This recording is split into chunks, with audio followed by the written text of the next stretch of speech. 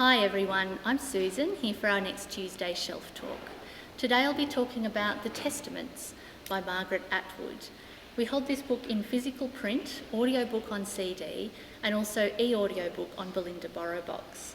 I personally read the physical book, but the audiobook sounds very interesting. It's narrated by 6 different narrators, including Atwood herself, so I think that would be worth listening to. The story is a dystopia, and it is the second book following on from The Handmaid's Tale. The story follows 3 women, one a young woman growing up in Gilead, one a young woman growing up in Canada, and one is the infamous Aunt Lydia.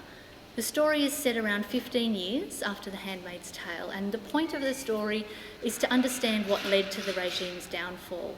I think it's also to understand the motivations of Aunt Lydia as well. How can a woman be so instrumental in the oppression and degradation of other women? Perhaps unsurprisingly, Aunt Lydia's sections were those that I liked reading the most. The story moves along quickly. I'm a fan of Atwood's writing, but I haven't really enjoyed her last couple of books very much. This one's a bit different though, I think, and I finished it in a couple of days. The characters are each very individual and illuminate a different aspect of the Gilead culture and history. It's possible, although it's not completely clear, that the 2 young women in this story are related to Offred from The Handmaid's Tale. While this is a work of speculative fiction, which is also known as literary science fiction, it feels very contemporary, and it's also quite a thriller story. It is definitely a work of literary fiction, but it's not so densely written that it doesn't have general popular appeal. I think it's very accessible, and the language is practical and to the point. Atwood has never been one for flowery prose. So some quotes from the book that really stuck out for me were, "Being able to read and write did not provide answers to all questions. It led to other questions, and then to others." And another quote was, "Once a story you've regarded as true has turned false, you begin suspecting all stories."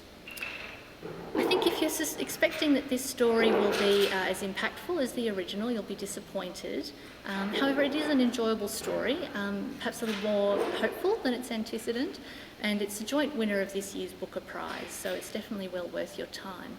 If you're looking for something that speaks to the ability to make a difference and to fight against injustice, rather than something that simply holds up a dark mirror to our current events, then I think this book does that too.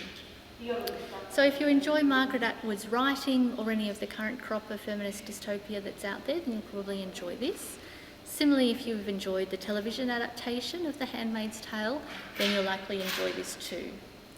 So that's his Testaments by Margaret Atwood. Thanks for listening, and we'll see you again next week for another Tuesday Shelf Talk. Bye!